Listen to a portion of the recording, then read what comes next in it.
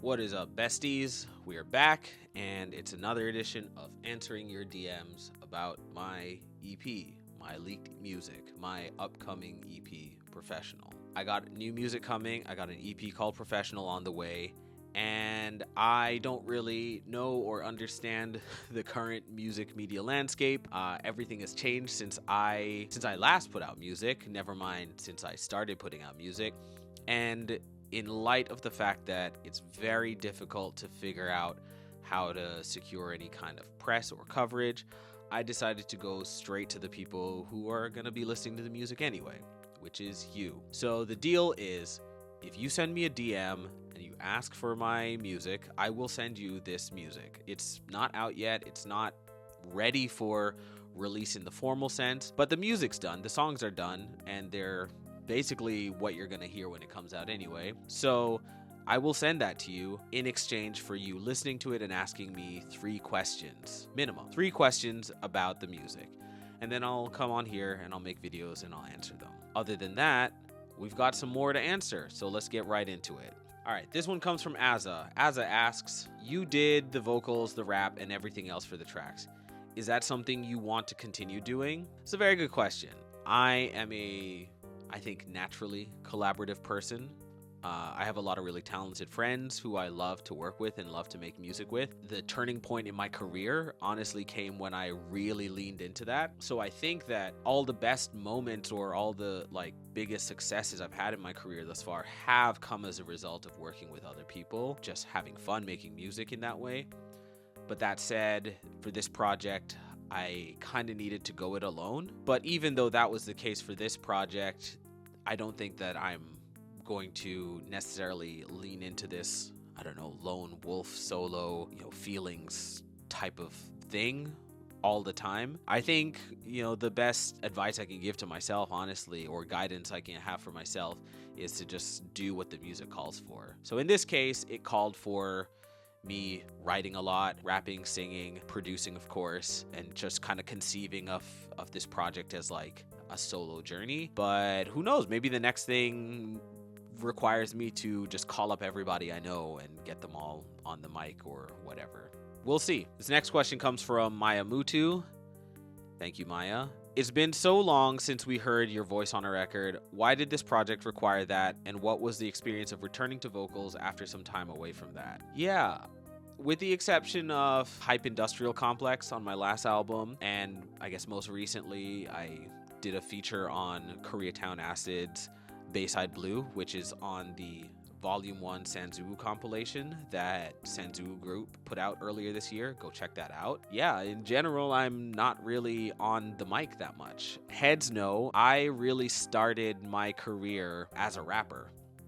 As a producer first, but that very swiftly became rapper who produces because that was just what I needed to do. I think what happened was at a certain point, I realized that I was not in love with being a rapper. I liked it at the time. I still like it now, but there came a point somewhere in the middle where I was like, oh, this is actually not what I am specifically on this earth to do. You know what I mean? I loved it. I could do it.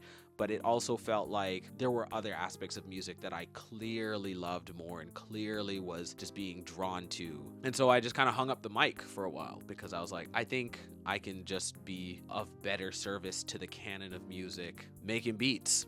And so that's what I was doing. But that said, in the years since, I have developed more of an appreciation for songwriting again, but also in ways that I don't think I really had or recognized or fully appreciated when I first started.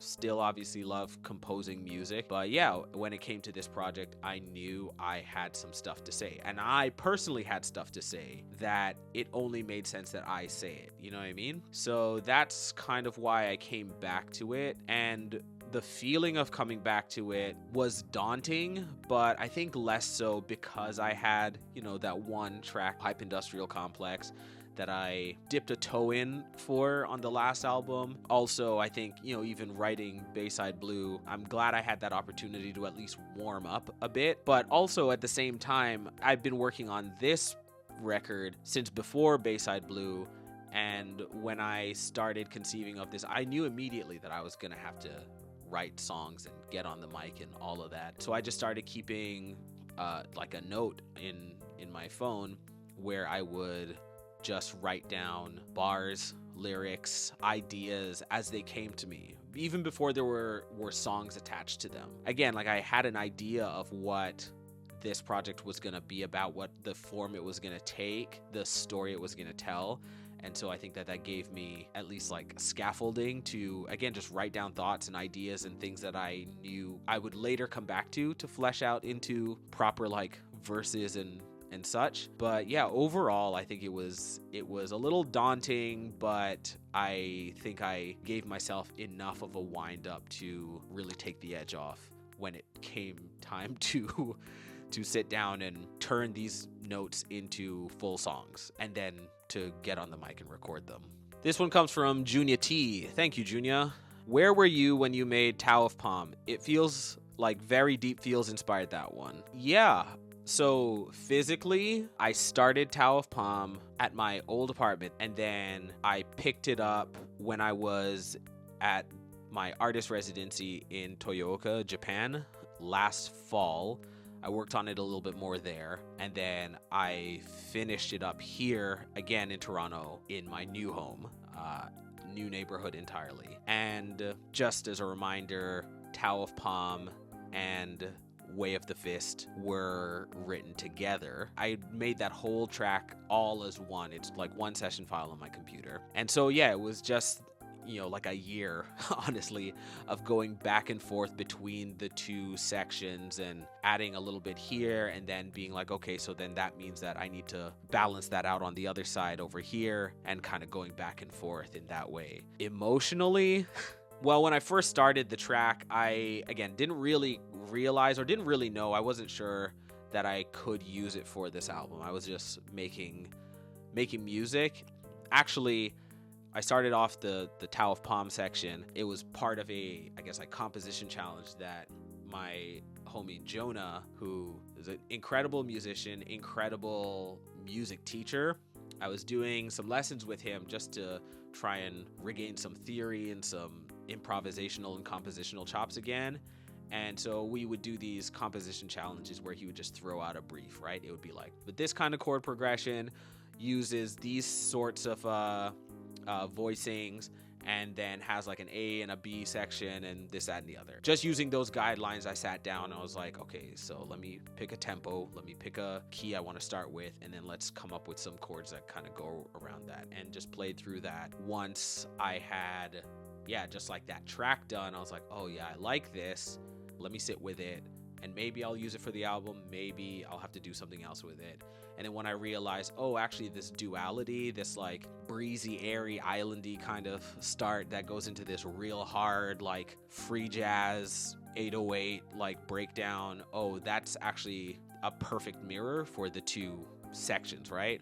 And so Tao of Palm and Way of the Fist, I knew had to be this sort of like, heads and tails of like, this is actually like what I believe about friendship. This is what I care about. This is what I, aspire to, even when I'm not at my best. And then Way of the Fist is sort of the counter to that, which is like, hey, look, I know I just described all these lofty ideals, but don't get it twisted. I'm not a mark, right? Like Tao of Palm talks about, like, that's what it takes. That's what it takes. It's all of these beautiful things that are work, and that's what it takes. But if you don't have what it takes, and if you're still trying to be around me and utilize my energy and utilize my giving of what it takes, like, don't for a second think that I don't have words for you too, right? So that's all the places that I was, like, mentally, physically, emotionally, and that's how I arrived at Tao of Palm. Okay, I think that's gonna do it. I think we got an episode right there. Thank you to everyone who has sent in questions and listened to the music so far. I really appreciate you. Thank you to everybody who is still DMing me and has sent me questions that I haven't gotten to yet. I'm working on it. If you would like to hear the music, please send me a DM on Instagram or on Blue Sky, or you can send an email to the Sanzubu Group email address. I will hear from all of those sources, and I will send you the music. You can listen to it as long as you ask me questions. Please go ahead and follow me on Bandcamp and on Instagram, on Blue Sky. Please go check out Sanzu Group. Please like and subscribe. Please share with your friends. Let them know what I got going on. That's kind of the whole point of this. I'm trying to get this music out there in front of people who are interested in hearing it, interested in the ideas, interested in, I don't know, the themes and stories that I've been living with for the last couple of years. And yeah, please just don't gatekeep me. This is all I got going on. This is what I need from you. But until next time, I'm gonna dive right back into these questions and try to come up with some answers for you and let everyone know what they want to know about it. And we will speak again soon. I'll see you then.